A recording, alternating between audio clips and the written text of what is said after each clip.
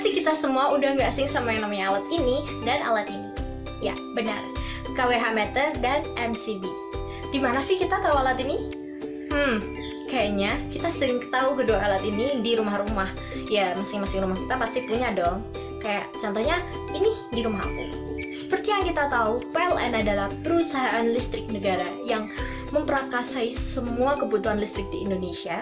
Dan seperti yang kita tahu juga, KWH meter dan MCB yang ada di rumah kita itu udah disediain sama PLN. Nah, pasti banyak di antara kita yang udah nggak asing sama yang namanya APP atau alat pembatas dan pengukur. Di sini, aku, Azza Maida, dengan NRP 48 dari kelas 2-3 Teknik Elektro Industri B, Politeknik Elektronika Negeri Surabaya, akan menjelaskan sedikit tentang APP atau alat pembatas dan pengukur. Langsung check it out! Apa sih APP itu? Yap, sama seperti namanya, atau sama seperti istilahnya, APP adalah alat yang digunakan untuk membatasi dan mengukur. Ya, tapi sebenarnya ya sesimpel itu sih pengertiannya. Membatasi di sini adalah membatasi daya yang digunakan sesuai dengan batas yang udah ditentukan, dan mengukur di sini adalah mengukur energi yang digunakan oleh pelanggan. Yang pertama, aku akan bahas tentang alat pembatas dulu. Langsung cus! Alat pembatas yang digunakan pada sistem tegangan rendah, kita mengenal MCB dan MCCB. Apa sih bedanya? Untuk arus di bawah 100 ampere kita bisa menggunakan MCB, dan untuk arus di atas 100 ampere kita bisa menggunakan MCCB. Untuk lebih detailnya akan dibahas di mata kuliah bahan dan komponen. Pada sistem tegangan menengah biasanya digunakan peleburan tegangan menengah atau yang biasa kita kenal sebagai relay. Untuk pembatasan arus digunakan rumus sebagai berikut, di mana IN adalah arus nominal dalam ampere, S adalah daya yang terpasang, dan E adalah tegangan fasa netral pada fasa tunggal, dan juga fasa-fasa pada 3 fasa. Itu tadi tentang pembatas, dan sekarang aku akan bahas tentang pengukur. Sistem pengukuran dibagi menjadi 2 macam, yaitu pengukuran primer dan pengukuran sekunder. Sistem pengukuran primer adalah sistem pengukuran langsung, dan sistem pengukuran sekunder adalah sistem pengukuran tak langsung. Apa sih bedanya pengukuran langsung dan pengukuran tak langsung?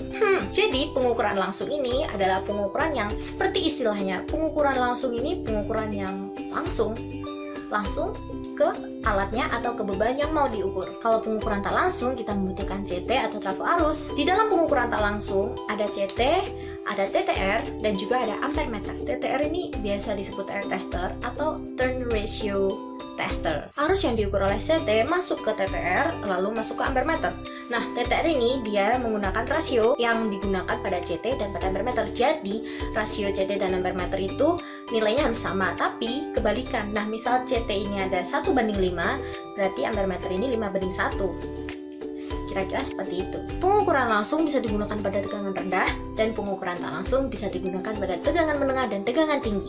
Alat pengukur diantaranya ada KWH meter, KVH meter, meter arus, dan meter tegangan. KWH meter digunakan untuk mengukur daya aktif, dan KVH meter digunakan untuk mengukur daya reaktif. Pengukuran yang dilakukan pada APP diantaranya ada pengukuran tegangan, pengukuran arus, pengukuran daya, dan pengukuran KOSPI.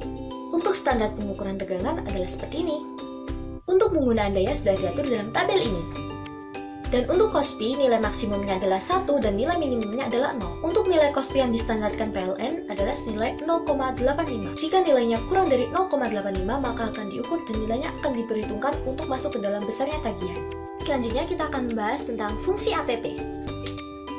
Fungsi dari APP sendiri adalah digunakan untuk membatasi daya atau energi yang digunakan oleh pelanggan sesuai dengan jumlah kontraknya dengan PLN. Selain itu, fungsi APP juga digunakan untuk mencatat berapa jumlah energi yang digunakan oleh pelanggan. Selain kedua hal tadi, fungsi APP juga digunakan sebagai saklar pemutus apabila ada kelebihan beban atau kelebihan penggunaan oleh pelanggan. Untuk batas-batas daya yang disediakan oleh PLN adalah sebagai berikut. Untuk perlengkapan APP sendiri, diantaranya ada kotak box sebagai pelindung, dan di dalamnya ada APP-nya, yaitu KWH meter dan MCB. Yang boleh mengoperasikan komponen-komponen dalam APP hanyalah pihak yang berwenang, yaitu PLN sendiri. Maka dari itu, pada APP diberi segel agar alat yang ada di dalamnya bisa terlindungi. Selanjutnya, kita akan membahas tipe-tipe penyambungan pada jaringan tegangan rendah. Pada jaringan tegangan rendah, ada sambungan tipe A, ada sambungan tipe A tanpa tiang atap, dan ada sambungan tipe B. Untuk APP sendiri terdiri dari APP digital dan APP analog. Prinsip kerja sederhananya untuk APP analog adalah dia menggunakan induksi elektromagnetik yang akan menggerakkan piringan di dalamnya, dan piringan tersebut akan menggerakkan counter yang ada pada APP tersebut. Dan untuk APP digital sudah menggunakan mikroprosesor. Untuk lebih jelasnya, perbedaan APP digital dan APP analog adalah sebagai berikut.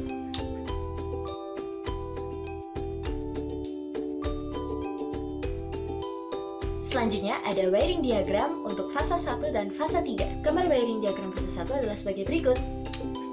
Kabel nomor 1 dan 2 menunjukkan kabel masukan pada fasa light, sedangkan kabel nomor 3 menunjukkan kabel keluaran dari fasa light. Kabel berikutnya adalah kabel nomor 4 dan 5 yang merupakan kabel masukan dan keluaran untuk fasa netral. Selanjutnya ada wiring diagram untuk 3 fasa. Nomor 1 sampai 11 menunjukkan terminal yang menghubungkan dengan kumparan arus dan kumparan tegangan. Nomor 2, 5, dan 8 menunjukkan terminal yang menghubungkan ke kumparan tegangan, sedangkan terminal sisanya menghubungkan ke kumparan arus. Apa sih bedanya kumparan arus dan kumparan tegangan? Pada kumparan arus memiliki belitan dengan diameter yang tebal dengan kumparannya sedikit. Kumparan tegangan memiliki diameter belitan yang tipis dan juga jumlah kumparannya banyak. Seperti yang kita ketahui, pada KWH meter kumparan arus dihubungkan secara seri dan kumparan tegangan dihubungkan secara paralel. Oke, setelah membahas sekilas tentang APP, maka selanjutnya kita akan membahas tentang SOP pemasangan dan pemeliharaan. Berikut ini adalah SOP pemasangan APP secara tak langsung. Yang pertama, kita harus melakukan briefing dan berdoa bersama. Lalu melakukan pengecekan perlengkapan alat. Selanjutnya adalah pemasangan box APP. Lalu penarikan SP. Selanjutnya adalah pemasangan APP. Dan yang keenam adalah pemasangan sekun kabel. Yang ketujuh adalah pemasangan isolasi sekun kabel. Dan yang berikutnya adalah pemasangan kabel SP dan kabel IB. Lalu wiring KWH meter. Setelah itu pemasangan kabel IB. Dan jangan lupa untuk mengecek wiring APP. Lalu memastikan fasornya tepat. Dan selanjutnya dilakukan pengukuran tegangan. Lalu pemasangan segel pada CT. Lalu pemasangan segel pada terminal KWH meter, dan juga pemasangan segel pada box APP. Dan yang terakhir adalah pemasangan pembumian. Berikutnya adalah SOP pemasangan APP secara langsung. Seperti yang sebelumnya, yang pertama lakukan briefing dan berdoa bersama. Lalu cek perlengkapan alat, dan juga lanjutkan dengan pemasangan box APP. Setelah itu, pasang APP-nya, lalu wiring KWH meternya. Yang keenam adalah memasang wiring pembatas, lalu commissioning.